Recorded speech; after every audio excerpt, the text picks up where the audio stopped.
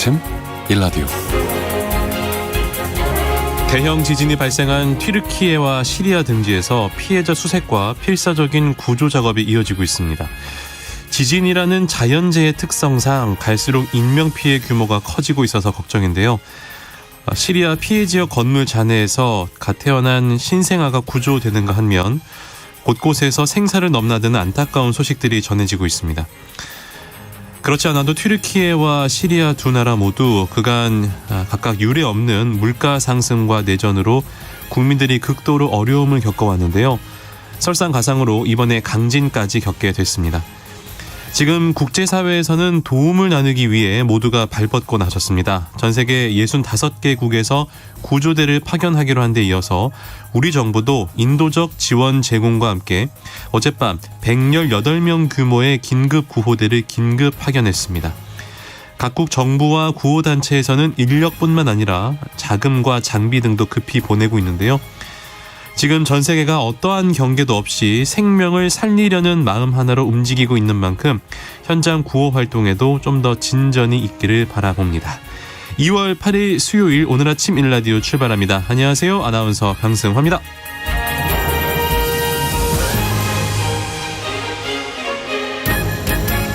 오늘 아침 일라디오 오늘도 생방송으로 함께하겠습니다. 방송에 참여하실 분들 단문 50원, 장문 100원이 드는 유료 문자 샵 9730 이용하셔도 되고요. 유튜브에 KBS 일라디오 공식 채널 검색하고 들어오시면 채팅창에 참여하실 수 있습니다. 콩 어플리케이션에서도 일라디오를 보이는 라디오로 함께 하실 수 있습니다. 유익한 정보와 살아있는 이야기가 있습니다. KBS 오늘 아침 일라디오. 해외 소식 오늘도 조윤주 외신 캐스터와 함께합니다. 어서 오세요. 네, 안녕하세요. 튀르키예 강진으로 피해가 점점 커지고 있습니다. 이로 인해서 일부 국가에서 곡물 운송에 차질을 빚고 있다고요? 네, 그렇습니다. 지금 러시아 인테르팍스 통신이 보도한 내용인데요. 네. 튀르키예 곡물 항구 중 한 곳인 이스켄데르 항에서 피해가 발생했다고 합니다. 러시아 곡물 수출 연맹 대표에 따르면 튀르키예 파트너들이 이 항구의 컨테이너 터미널과 지원 기반 시설이 지진으로 파손됐다고 전했다. 이렇게 얘기를 하고 있는데요. 네. 이 항구는 2월 달부터 3월 중순까지 곡물 12만 5천 톤을 수송하기로 돼 있었는데 현재로서는 이걸 수송을 할 수 있을지가 불분명한 상황이라고 합니다. 일단 그래도 곡물 수출 중단은 하지 않을 것이라고 얘기를 하고 있고 긴급 사태가 발생하면은 대체 항구를 충분히 확보는 해두었다. 이렇게 얘기를 하고 있습니다. 한편 튀르키예 교통부는 인터넷 통해서 이스켄데르 항구의 부두가 무너져서 운영이 중단됐고 일단 나머지 항구들은 운영이 계속되고 있다고 밝혔습니다. 튀르키예는 러시아 밀 주요 수입국 중 하나인데요. 작년 7월부터 올해 1월 달까지 러시아산 밀 486만 7천 톤을 구매해서 1년 전보다 약간 양이 늘었습니다. 특히 지난달에는 37만 톤을 수입해서 1년 전보다 수입량이 50% 늘었습니다. 그렇군요. 이번에는 일본으로 가보겠습니다. 일본 정부가 왜 이러나 몰라요. 빠르면 올 봄에 후쿠시마 원전 오염수를 방류할 계획인데 근데 후쿠시마산 농어에서 당연히 그렇겠죠. 방사성 물질이 검출이 됐네요. 네, 맞습니다. 후쿠시마 앞바다에서 잡은 농어에서 방사성 물질인 세슘이 검출이 됐습니다. 네. 지역 어업단체가 정한 기준치 이상으로 검출이 된 건데요. 후쿠시마현 어업협동조합연합회에 따르면 이와키시 앞바다에서 잡은 농어에서 세슘 함유량이 킬로그램당 85.5 베크렐 나왔다고 밝혔습니다. 보도에 따르면 이번 검출량은 후쿠시마 1 원자력 발전소 사고 이후에 후쿠시마 어업 측에서 정한 상품 출하 기준이 1kg당 50베크렐인데요. 이걸 넘어섰습니다. 근데 일본 정부는 이걸 베크렐로 좀 기준을 느슨하게 잡아둔 상황입니다. 네. 그래서 일단 어업협회 측에서는 그날 잡은 농어를 모두 다 회수했고요. 당분간 판매를 자제하기로 결정했습니다. 그런데 일본 정부는 후쿠시마 원전에서 발생한 오염수를 다액종 제거 설비로 정화 처리한 다음에 올 봄이나 여름쯤에 방류하겠다라고 밝히고 있는데 이 다액종 제거 설비로 처리를 한다고 하더라도 물론 걸러지는 물질이 있긴 합니다. 네. 세슘 비롯해서 62종은 제거를 할 수가 있는데 트리튬 같은 것은 걸러지지가 않는데요. 말씀드린 것처럼 이 세슘은 걸러진다고 했는데 기준치 이상 되는 네, 세슘이 네. 검출이 된 겁니다. 일본의 전국어업협동조합연합회는 일본 정부가 봄이나 여름쯤에 오염수를 방류한다는 그런 계획을 발표하자 오염수의 안전성 담보에 대해서 국가 차원의 진지한 대응이 필요하다라면서 정부 입장에 반대하고 있습니다. 그렇군요. 미국으로 가보겠습니다. 이건 좀 재미난 뉴스인데 계란 가격이 여기도 많이 올랐나 봐요. 그래서 닭을 직접 키우겠다는 소비자들이 늘고 있다고요? 네, 맞습니다. 뭐 마당 있는 집은 가능하겠죠. 아마도. 충분히 미국은 또 뭐 집들이 마당에 다 그렇죠. 있으니까. 맞습니다. 그래서 계란값이 급등하면서 예. 직접 닭을 키우려는 소비자가 늘고 있다고 합니다. 덩달아서 산란용 닭 수요가 급증하고 있다고 하는데요. 네. 뉴욕타임즈는 아이오주에 있는 한 그 부화장 관계자 말 인용해서 그러니까 알을 많이 낳는 병아리 품종은 이미 다 팔렸다라고 얘기를 하고 있습니다. 그러니까 직접 병아리를 구매해서 산란용 닭으로 키우려는 가정이 늘고 있는 건데 다른 부화장도 역시 사정은 마찬가지라고 합니다. 사람들이 식량 안보에 대해서 걱정을 많이 하고 있고 계란값 상승 때문에 이미 지난 여름부터 많은 품종이 동이 났다고 합니다. 현재 이 부화장은 갈색 달걀을 낳는 품종의 병아리를 마리당 4달러, 우리 돈으로 한 5천 원 정도에 그래요? 팔고 있다고 합니다. 어릴 때 병아리 사봤는데 꽤 비싼 것 같아요. 이 정도 가격이면. 아니 근데 뭐 이 친구가 뭐 네. 계란 한 판 나오면 본전이죠 뭐. 아니, 그럴 수 있을 것 같습니다. 그래서 또 이제 그 검색 사이트에서도요. 예. 병아리 사육 이 단어가 요즘 자주 등장하고 있다. 키우는 게 쉽지는 않을 거예요. 네, 그래서 그 이제 뭐 페이스북 같은 데서는 양계업자를 위한 온라인 모임이 있는데 거기에 이제 가입하려는 신규 가입하려는 사람들도 요즘 계속 나오고 있고. 노하우를 배우려고. 네, 그렇습니다. 그래서 계란값 상승이 원인 것 같다는 분석이 나오고 있고요. 일단 뭐 코로나19 거의 다 끝나긴 했습니다만 그 과정에서 공급망 문제가 있었고 지금 우크라이나 전쟁 계속되고 있고 여러 가지 네. 요인들이 있었고 특히 작년에 고병원성 조류 인플루엔자가 확산하면서 계란 가격이 많이 올랐다고 합니다. 그랬군요. 그 여파가 지금까지도 진행이 되고 있는데 또 동물보호단체에서는 좀 다른 얘기를 하고 있습니다. 네.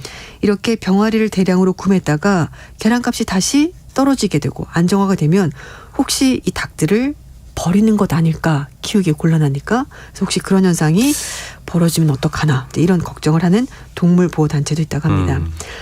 뉴욕타임즈는 미 연방준비제도가 최근에 8차례 걸쳐서 기준금리를 올리면서 인플레이션에 다소 둔화되고 있다는 평가가 나오긴 한데 뭐 계란 등 몇몇 물품들은 아직까지 좀 가격이 높은 편이고요. 거기에다가 조류 인플루엔자 같은 이런 사건이 발생하게 되면은 다시 물가를 올릴 수 있기 때문에 이거는 좀 지켜봐야 되겠다 얘기를 하고 있고요. 식료품 가격은 전쟁, 가뭄, 수확량 등 여러 가지 변수가 많습니다. 그렇군요. 전 세계가 지금 고물가로 신음을 하고 있는데 네. 하나 더 있네요. 올랐다는 소식. 네. 초콜릿의 원료죠. 카카오. 이게 이제 수확량이 가뭄 때문에 많이 줄어들어서 초콜릿 가격이 크게 오를 것 같다라는 뉴스가 있네요. 네, 세계 1위 카카오 생산국이 코트디부아르인데요. 여기 심각한 가뭄이 발생했습니다. 그래서 카카오 수확량이 크게 줄었다고 하는데 우리나라도 이제 주요 제과업체가 이번 달부터 원재료 가격 상승을 이유로 초콜릿 가격 올리고 있어서 이 카카오 원료가 또 오르면 한 번 더 초콜릿 가격이 오를 가능성도 있다고 합니다. 타이밍이 절묘하네요. 발렌타인데이를 앞두고 딱 올리네요. 혹시 그렇게 되면 아니 뭐 설마 이런 뉴스 그냥 뭐 문득 드는 생각입니다. 예. 네. 카카오 생산 대국인 코트디부아르 주요 항구에 입구돼 있는 지금 입항돼 있는 카카오 수확량 대폭 줄었다고 하는데요. 주요 카카오 수출 항구인 아비장 그리고 산페드로는 지금 카카오 선정량이 가득 쌓여서 바빠야 되는데 지금은 그렇지가 않다고 합니다. 문제는 강우량이 불규칙하게 줄어들면서 카카오 생산량이 줄어들었기 때문이라고 하는데 이 카카오 수출업자 추정에 따르면 주간 항구 입항량이 작년 11월과 12월 달에는 11만 5천 톤 정도 됐다고 하거든요. 네. 근데 지금은 7만 톤으로 40% 많이 줄었네요. 네, 가까이 줄었다고 합니다. 한두 달 사이에 크게 줄어든 건데요. 그러네요. 코트디부아르는 세계에서 가장 큰 카카오 생산국이고 1년에 200만 톤 정도의 카카오를 생산합니다. 그리고 국토의 75% 정도가 농업에 적합한 땅으로 알려져 있고요. 그래서 이제 사실 이러면 안 됩니다만 아이들도 같이 농사를 짓는 경우가 많다고 합니다. 코트디부아르의 이 카카오 주요 수확기가 가을부터 봄까지 그러니까 10월 달부터 3월까지인데 3월 중순까지 건기가 계속될 것으로 보인다고 합니다. 문제는 날씨에다가 비료값 폭등까지 겹쳤다는 건데 우크라이나 전쟁 때문에 비료 가격 많이 올랐다라는 얘기 여러 차례 전해드렸거든요. 네. 2021년 가격 대비해서 비료 가격이 지금 2배 가까이 올랐고 이것마저 공급량이 부족한 상황이라고 합니다.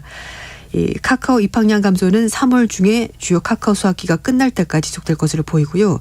최악의 경우 4월 5월까지 연장될 수도 있다고 합니다.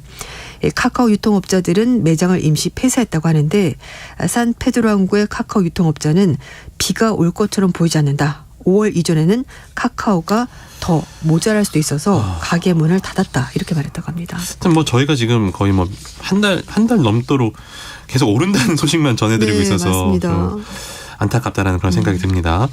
환경 관련 문제도 한번 해볼까 하는데요. 얼마 전에 고래의 사체가 미국 해안가에서 발견이 됐는데 이 고래가 왜 죽었나 알아봤더니 친환경 에너지로 알려져 있죠. 풍력 발전 때문에 고래가 죽었다라는 주장이 제기됐다고요. 네, 맞습니다. 뉴욕주 나소 카운티 해변에서 몸 길이가 10m에 달하는 혹등 고래가 발견이 되는데 네. 사체로 발견이 된 겁니다. 이런 가운데 바닷가로 고래가 떠밀려와서 죽거나 이런 현상들이 최근에 벌어지고 있는데 이런 현상들이 풍력 발전 때문이라고 환경단체가 주장을 하고 있습니다. 네. 지금 이게 좀 약간 두 가지 의미가 있는데요. 이 미국 북동부 지역인 뉴욕, 뉴저지 모래사장으로 이제 고래가 떠밀려 와서 이제 죽은 사체가 여러 차례 이제 발견이 되는데 네. 처음에는 원인이 밝혀지지 않았는데 한 환경단체가 해상 풍력 발전 때문이다라고 지목하면서 지금 논란이 확산되고 있다고 합니다. 네. 클린 오션 액션이라는 이 환경단체는요. 이 연안 지역의 풍력 발전기를 건설하는 예비 작업 이런 것들이 고래의 죽음과 연관성이 있다라고 주장을 하는데요. 클린 오션 액션은 최소한 당국이 사태를 파악할 때까지만이라도 해상 풍력 개발은 중단해야 된다. 이렇게 요구를 하고 있습니다. 사실 기후변화에 맞설 그런 뭐 대항마로 요즘에 친환경 에너지 많이 얘기를 하고 있는데요. 그래서 해상 풍력 발전도 여러 나라에서 지금 설치를 하고 시도를 하고 있는데 이게 혹시라도 정말 이렇게 동물을 죽이는 것과 연관이 돼 있다면 사람들을 위한 친환경 에너지가 과연 의미가 있냐라는 얘기가 나오게 되는 근데 거예요. 이 단체에서 뭐 과학적으로 조사를 한 게 있나요? 네, 지금 공화당에서 뭐 여러 가지 얘기를 하고 있는데요. 네. 일단 가장 큰 이유는 소음 이런 것들이 고래에게 영향을 줄 수 있다라는 겁니다. 네. 잡음이 가라앉지 않으면서 여당의 민주당에서도 내분 조치까지 나오면서 이 친환경 에너지인 풍력 발전에 대해서 다시 한 번 더 생각할 필요가 있다는 얘기가 나오고 있고 하지만 또 다른 쪽에서는 이건 좀 신중하게 좀 자세하게 접근할 필요가 있다고 하는데 일단 환경단체 쪽에서는 소음과 관련이 있을 거다 이렇게 얘기를 하고 있습니다. 그래서 그 조 바이든 행정부에서 해상 풍력 정책을 좀 추진하고 있잖아요. 네, 이게 이제 정치적 문제로까지 좀 번지고 있는 모양새네요. 그렇죠, 맞습니다. 이제 정부 측에서는 이 해상 풍력 에너지를 이제 정책적으로 추진하고 있는데 야당인 공화당 측에서는 이제 고래 떼죽음 이걸 가지고 정부의 친환경 에너지 정책에 대해서 반대하는 구실을 잡을 수가 있게 된 거죠. 그래서 이게 정치권까지 확대될 가능성이 있다라는 겁니다. 환경과 뭔가 이 정치가 좀 얽혀서 좀 어지러운 네. 상황인 것 같습니다. 마지막 소식 한번 만나볼까요? 콩 이야기인데요. 콩이 단백질이 굉장히 풍부한 식품인데, 그렇죠. 근데 콩 단백질이 콜레스테롤을 낮추는데 고지혈증 치료제만큼 효과를 낼 수 있다. 야, 제가 두부를 많이 먹거든요. 진짜요? 괜찮겠네요. 검사 한번 해보십시오. 피검사. 네, 괜찮은 것 같아요. 네. 이 고지혈 치료제 중에서 스타틴이라는 건 있는데요. 네. 이게 이제 콩을 많이 먹게 되면 그만큼 효과를 낼 수 있다고 미국 일리노이 대학교 어바나 샴펜 캠퍼스 측에서 입장을 밝혔습니다. 종전의 연구를 보면은 콩을 먹으면 LDL 콜레스테롤 수치를 최대 4% 줄일 수 있다고 하는데요. 전 세계적으로 무려 2,500종 이상의 콩이 있다고 합니다. 콩이 종류가 많네요. 네, 맞습니다. 연구팀은 콩이 인체에 미치는 긍정적인 효과가 두 가지, 그러니까 단백질을 가지고 있는 것 때문에 효과가 있다고 얘기를 하는데 이 두 가지 단백질은 각기 다른 콩 19가지에서 골라서 연구팀이 진행을 해봤는데요. 이 콩을 직접 분쇄기로 갈아서 탈질해서 가루로 만든 뒤 콩가루를 위 12장 결장에 소화해 그리고 소화에 섞은 다음에 지방세포를 이용해서 위장관 소화 시뮬레이션을 해서 실험을 해봤다고 합니다. 그래서 이제 이걸 통해서 나쁜 콜레스테롤이 얼마나 잘 흡수되는지 측정을 해봤다고 하는데요. 그랬더니 소화된 콩가루의 펩타이드, 단백질을 구성하는 아미노산 성분 중에 하나인데 이것이 몸 안에 있는 지질이 쌓이는 것을 50에서 70%까지 줄여줬다고 합니다. 이 수치는 지질 축적을 60%가 줄이는 고지혈증 치료제 스타틴과 거의 같은 수준이었다고 합니다. 그리고 베타 콘실리신 수치가 글리신 수치보다 더 높은 콩이 훨씬 더 콜레스테롤 대사를 잘 조절하고 지방산의 산화를 억제할 수 있다고 하는데요. 이 수치가 높게 나오는 콩을 섭취하게 되면은 간과 심혈관을 튼튼하게 하는데 도움이 될 수 있다고 합니다. 그래서 이번 연구를 진행한 저자는 콩을 잘 골라서 충분히 섭취하면은 나쁜 콜레스테롤 낮추는데 도움을 받을 수 있다. 이렇게 강조했다고 합니다. 두부김치 먹겠습니다. 네. 네, 두부 많이 먹겠습니다. 네.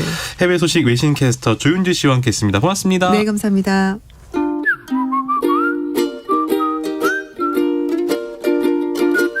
오늘 아침 일라디오 강승화 아나운서의 진행으로 듣고 계십니다.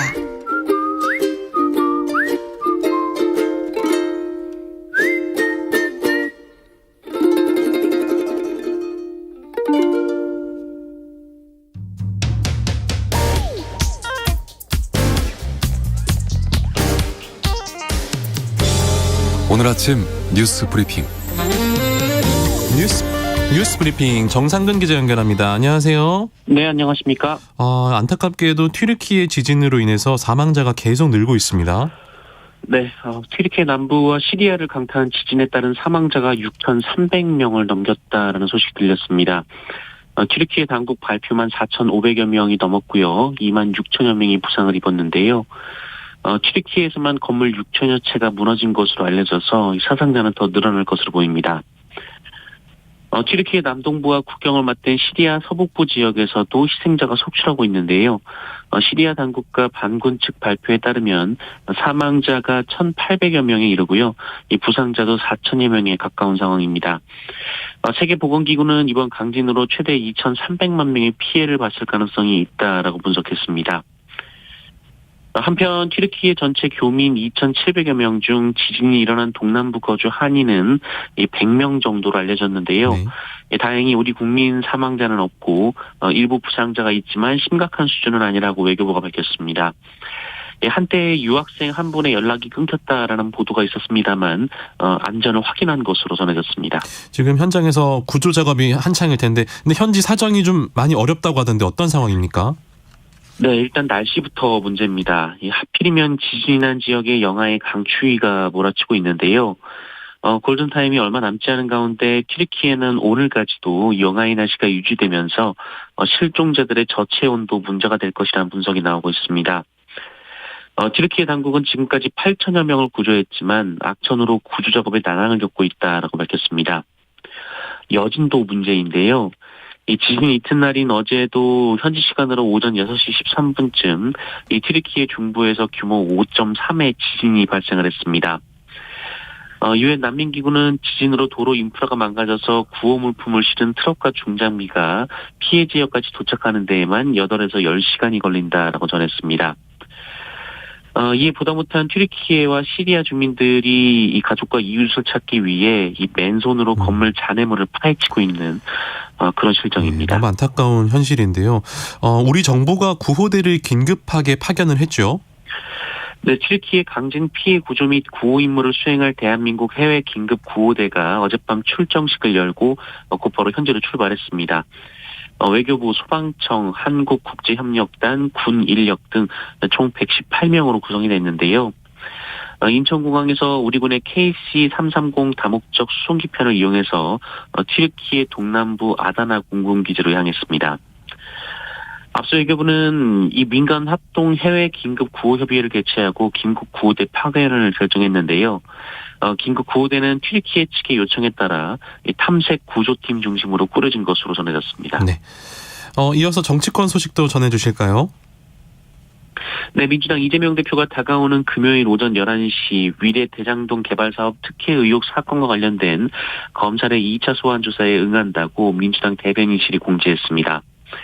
앞서 이재명 민주당 대표는 가급적 주말 조사를 원한다라고 밝혔으나 이 검찰은 주중 출석을 요구해서 양측이 일정을 놓고 줄다리기를 벌여왔는데 결국 평일인 금요일로 결정이 됐습니다.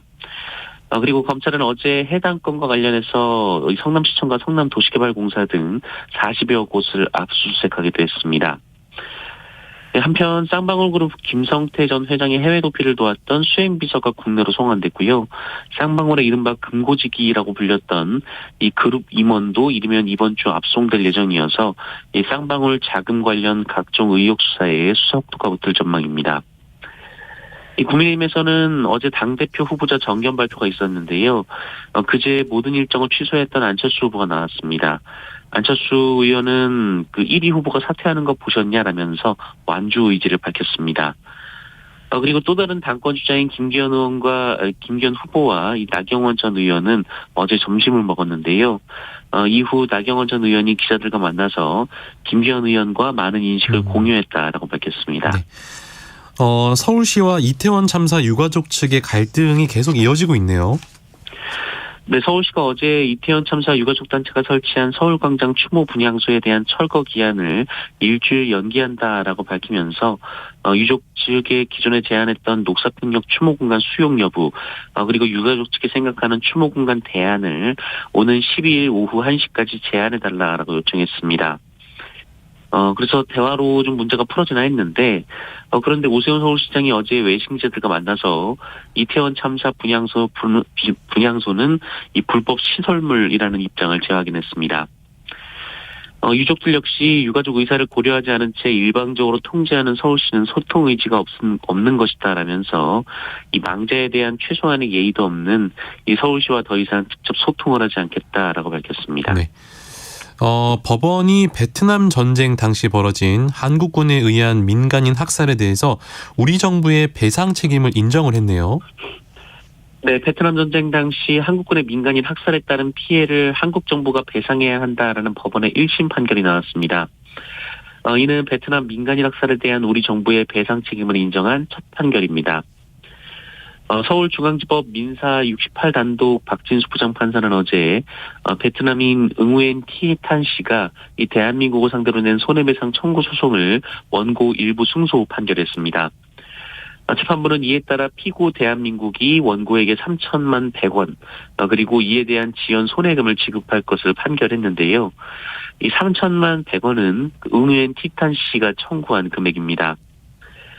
재판부는 베트남전 참전 군인, 이 당시 마을 민병대원 등의 증언과 여러 증거를 바탕으로 응유엔 씨의 학살 피해 주장을 대부분 사실로 인정했습니다. 그러면서 이 같은 행위는 명백한 불법 행위라고 못 박았는데요. 피고인 정부는 이 베트남인이 한국 법원에 소를 제기할 수 없다라고 주장을 했는데, 하지만 법원은 국가 간의 약정서는 베트남 국민 개인의 청구권을 막지 않는다라고 판결했습니다. 정부가 우리 외환시장 일부를 해외에 개방하기로 했다는데 이거 어떤 얘기입니까?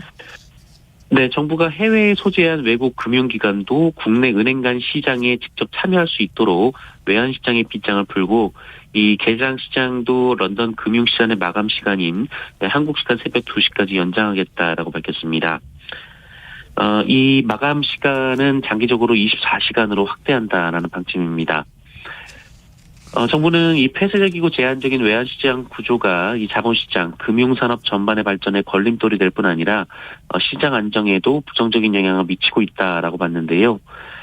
그동안 원하는 여객 외환시장에서 거래할 수 없고 또 국내에서만 거래가 가능한 데다가 해외 소재 외국 금융기관은 국내 은행 간 외환시장에 직접 참여할 수 없고 이 거래 시간도 한정돼서 외국인 투자자와 국내 투자자가 모두 불편을 겪고 있다라는 것이 정부의 설명입니다.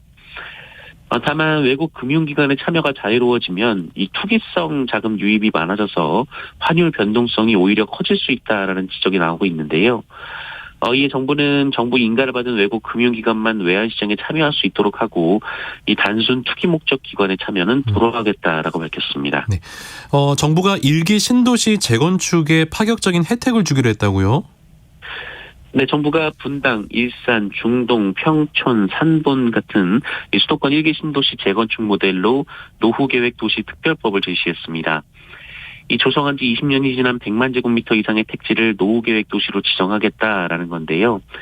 이 기준이면 1기 신도시는 물론이고 부산 해운대와 대전 둔산, 광주 상무, 인천 연수지구 등 지방 거점 신도시, 그리고 서울 목동과 노원, 상계 등도 포함이 됩니다.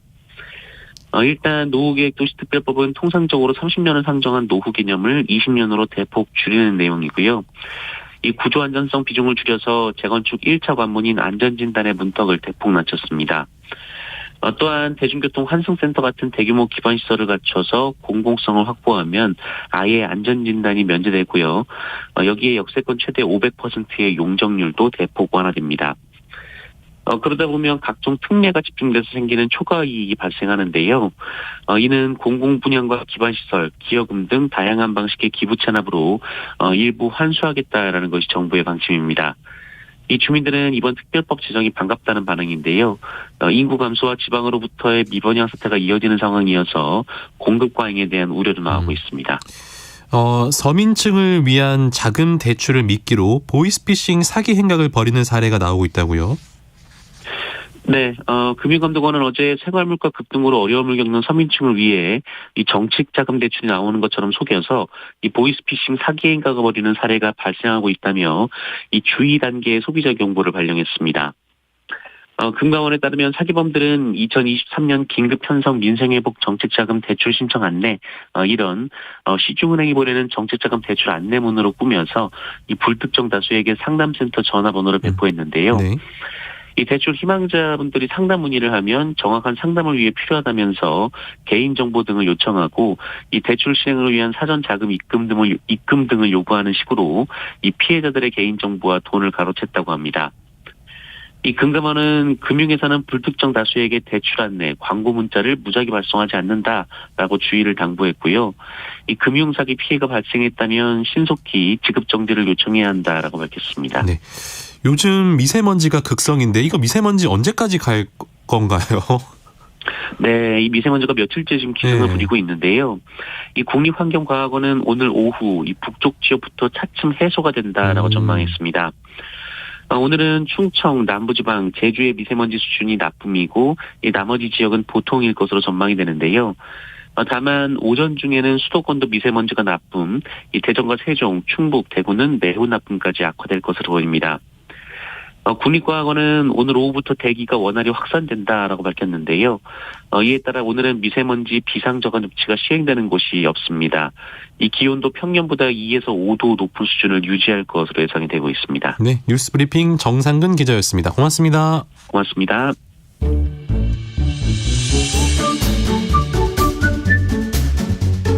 아침을 여는 기분 좋은 습관. KBS 오늘 아침 1라디오.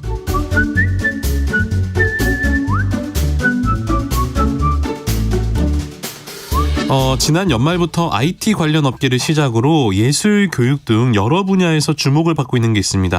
한 번쯤 들어보셨을 텐데요. 챗 GPT라는 겁니다.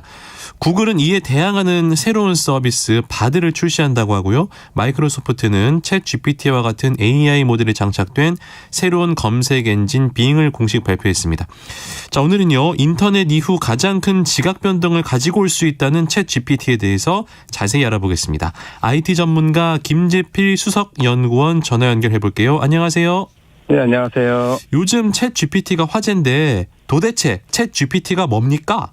네, 이 챗 GPT는 오픈 AI라고 하는 곳에서 이제 개발한 대형 언어 모델인데요. 네. 이 GPT는 제너러티브 프리트레인드 트랜스포머, 이제 사전 학습 생성 변환기라는 뜻인데 이 구조를 기반으로 하고 있고요. 이게 이제 거대한 텍스트 데이터에서 훈련된 심층 신경망의 유형인데 이게 이제 이걸 하는 이유는 인간의 글쓰기와 유사한 텍스트를 만들어내려고 하는 목적이고요. 이를 위해서 이제 이전 단어를 기반으로 해서 문장의 다음 단어를 예측할 수 있습니다.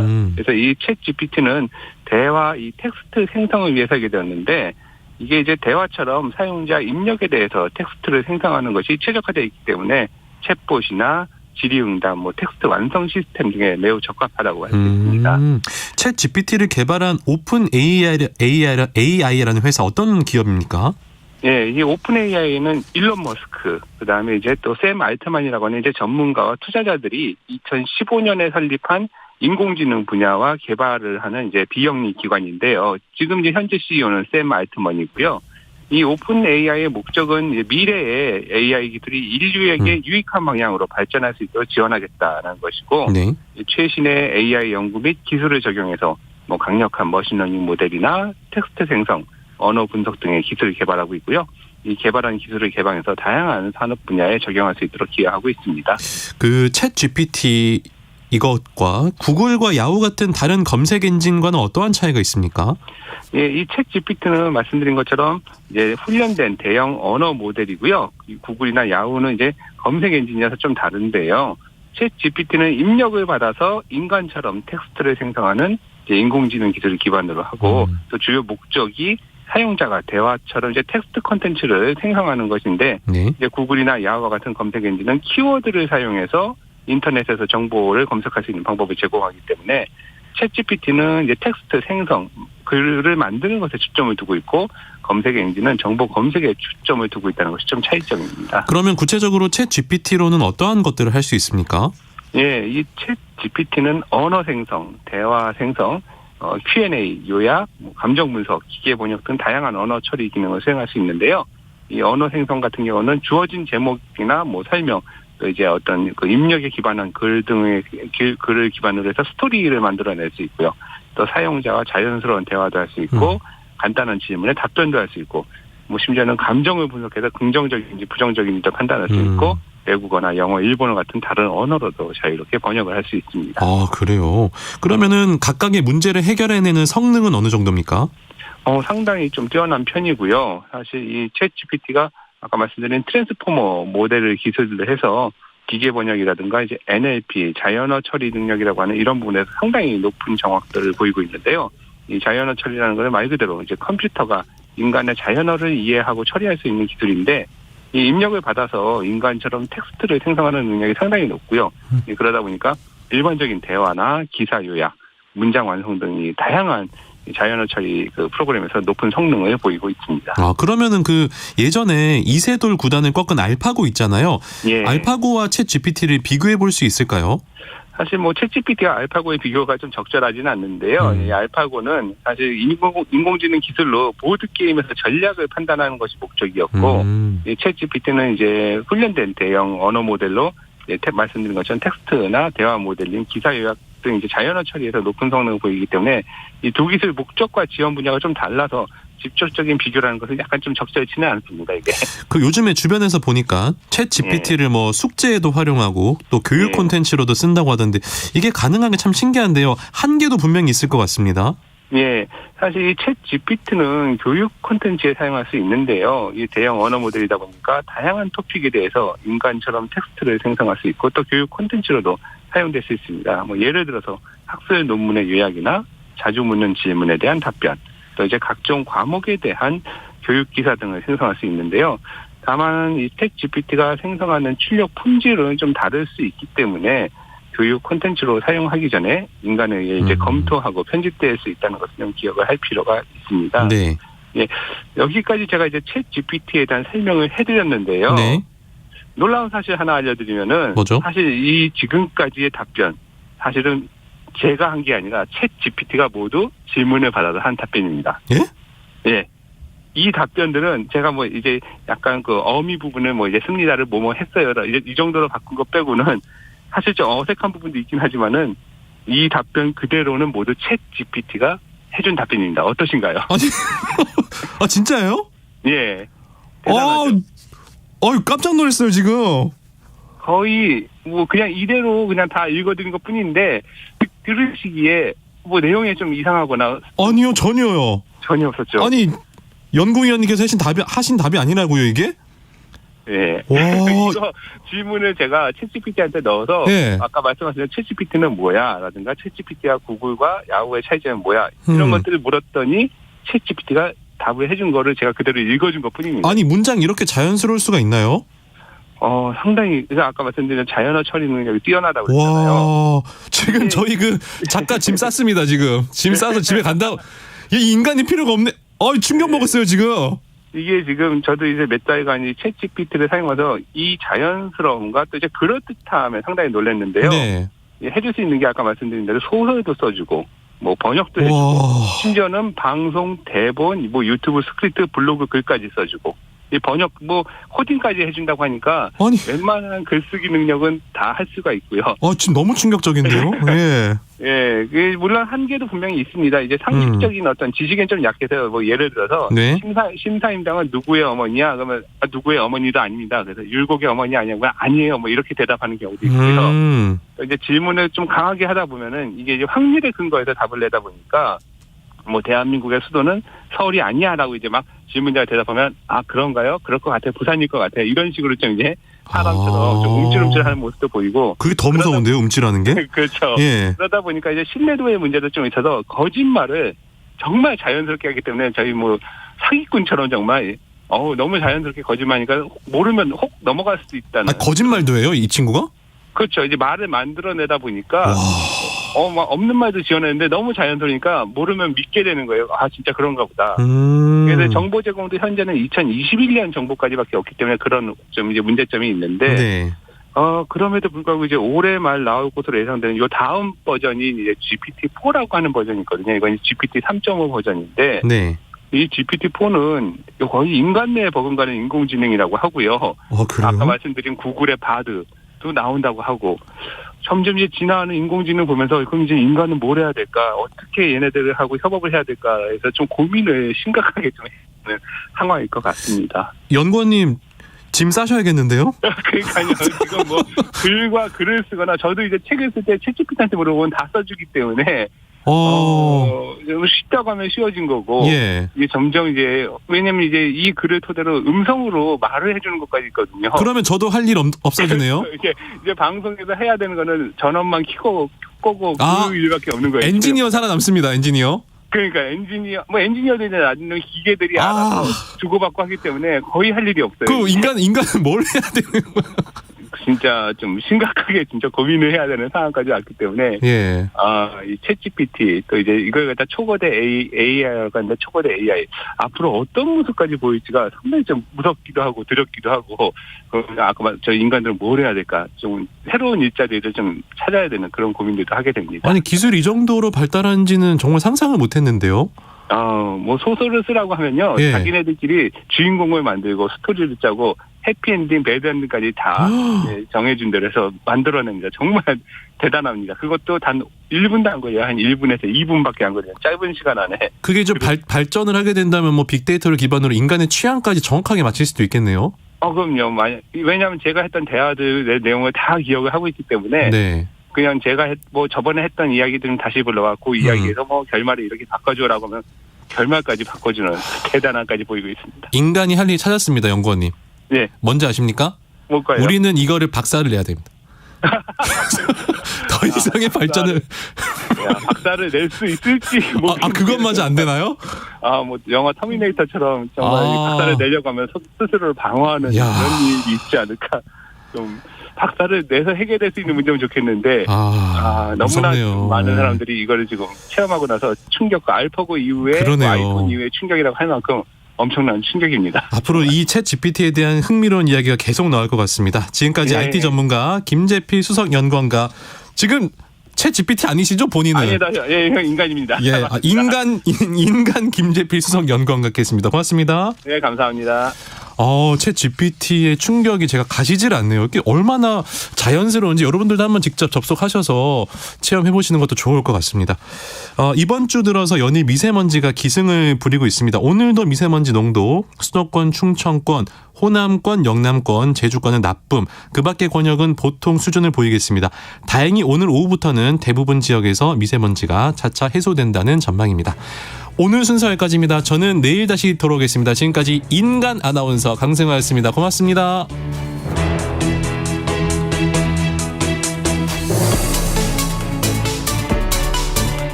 여보, 올해 공익직불금 신청이 2월 1일부터 4월 28일까지 진행된대요. 지난해와 변동사항이 없으면 인터넷이나 스마트폰으로 신청하도록 연락이 온다니 우리 편하게 신청하자고요.